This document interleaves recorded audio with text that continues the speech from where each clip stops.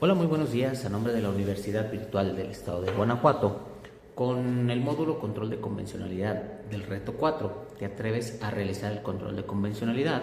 Del asesor educativo maestra Hilda Solís Castro. Me presento, mi nombre es Jorge González Torres, con matrícula 21021871 y fecha de elaboración 19 de marzo del 2026. El día de hoy voy a analizar y resolver un caso jurídico que involucra el derecho a la identidad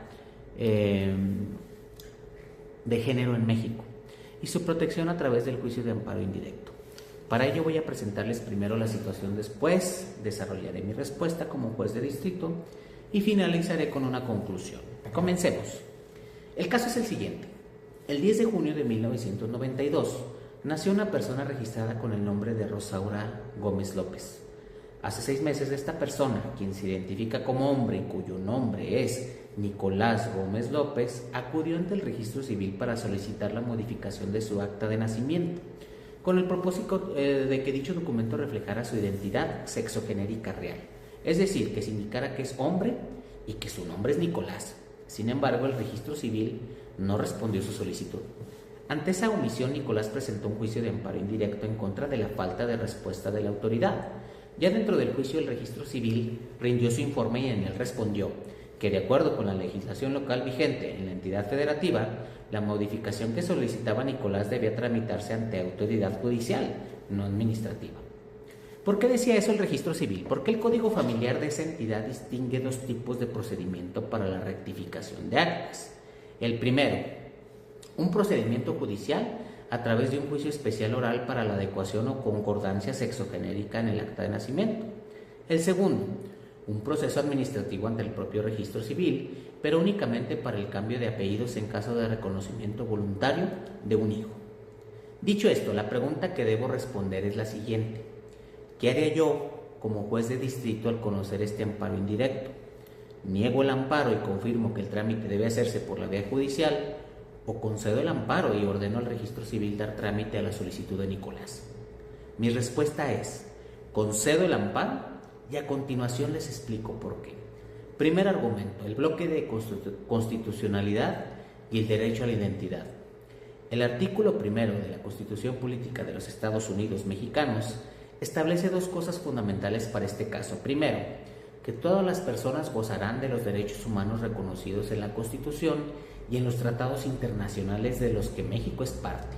Segundo, que todas las autoridades del Estado tienen la obligación de promover, respetar, proteger y garantizar esos derechos, y que cuando haya conflicto entre normas siempre deberá aplicarse la interpretación más favorable a la persona. Eso es el principio pro persona. Por su parte, el artículo 4 constitucional reconoce expresamente el derecho a la identidad. Esto significa que Nicolás tiene un derecho constitucional al que el Estado reconozca y quién es, y ese derecho no puede quedar bloqueado por una disposición de una ley local que le exige un proceso judicial innecesario. Segundo argumento, la opinión consultiva OC-24-2017 de la Corte Interamericana de Derechos Humanos. En noviembre del 2017, la Corte Interamericana de Derechos Humanos omitió la opinión consultiva OC-24-17, titulada Identidad de Género, Igualdad y no discriminación a parejas del mismo sexo.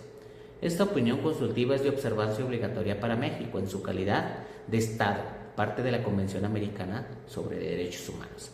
En ella, la Corte Interamericana de Derechos Humanos estableció con absoluta claridad que los procedimientos para el reconocimiento de la identidad de género deben cumplir con las siguientes características. 1. Deben de ser administrativos, no judiciales. Los estados no pueden exigir que este reconocimiento pase por un juez. Deben de estar basados en la autodeterminación de la persona. Es suficiente con la declaración libre, voluntaria del interesado. Deben de ser simples, rápidos, accesibles y gratuitos. Y deben estar libres de requisitos patologizantes como cirugías, tratamientos hormonales, certificados médicos o diagnósticos psiquiátricos. Ahora bien, ¿qué hace la legislación local en este caso? Todo lo contrario. Le exige a Nicolás someterse a un juicio especial oral ante un juez, lo cual es más lento, más costoso, más complejo y más invasivo. Eso viola directamente lo que establece la OC-24-17. Tercer argumento, los derechos reconocidos en la Convención Americana sobre los Derechos Humanos, también conocida como Pacto de San José, reconoce en su artículo 3 el derecho al reconocimiento de la personalidad jurídica de toda persona. El artículo 11 protege la honra y la dignidad, incluyendo la vida privada. Y el artículo 18 establece el derecho al nombre, el cual forma parte esencial de la identidad de toda persona. Estos derechos, leídos en conjunto con la OCE-24-17, forman un bloque de protección internacional que obliga al Estado mexicano a garantizar un procedimiento accesible y administrativo para el reconocimiento de la identidad de género en el país. Cuarto argumento: el control de convencionalidad. Es la obligación que tienen todos los jueces mexicanos de revisar que las normas que apliquen sean compatibles con los tratados internacionales de derechos humanos. Esta obligación deriva directamente del artículo 1 constitucional y ha sido reconocida por la propia Corte Interamericana, entre otros casos, en el fallo Almonacid Arellano contra Chile y posteriormente en el Radilla Pacheco contra México. Este último directamente vinculante para nuestro país. En el caso de Nicolás, el artículo del Código Familiar Local que obliga a tramitar la adecuación sexogenérica mediante juicio especial oral es incompatible con la Convención Americana y con la OCE-24-17. Como juez de distrito tengo la obligación constitucional de inaplicar esa norma en el caso concreto. Quinto argumento: los efectos restitutorios del amparo. Conforme a los artículos 74 y 77 de la Ley de Amparo, cuando se concede el amparo, la sentencia debe tener efectos restitutorios, restablecer a la persona en el pleno goce del derecho violado. En este caso no basta con que el registro civil simplemente responda a la solicitud. Esa respuesta ya la dio y fue precisamente negarle el trámite administrativo a Nicolás. Por eso el efecto del amparo debe de ordenarle al registro civil que admita y tramite administrativamente la solicitud de modificación del acta de nacimiento, inaplicando la norma local que lo obliga a la vía judicial. Eso y no otra cosa es lo que restituye a Nicolás en pleno goce de su derecho a la identidad. En conclusión, como juez de distrito, concedo el amparo a Nicolás Gómez López.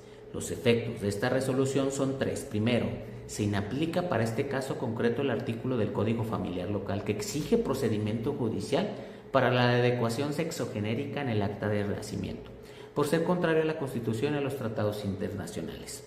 Segundo, se ordena al registro civil admitir y dar trámite administrativo a la solicitud de Nicolás, reconociendo su derecho a la autodeterminación de género.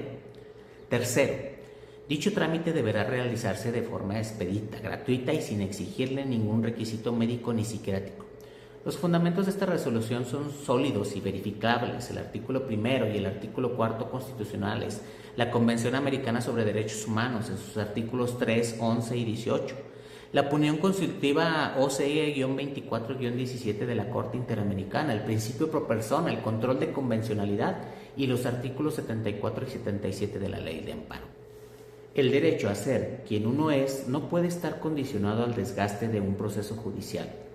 La identidad no se autoriza, se declara, y el Estado tiene la obligación de reconocérsela. Eso es todo. Muchas gracias por su atención.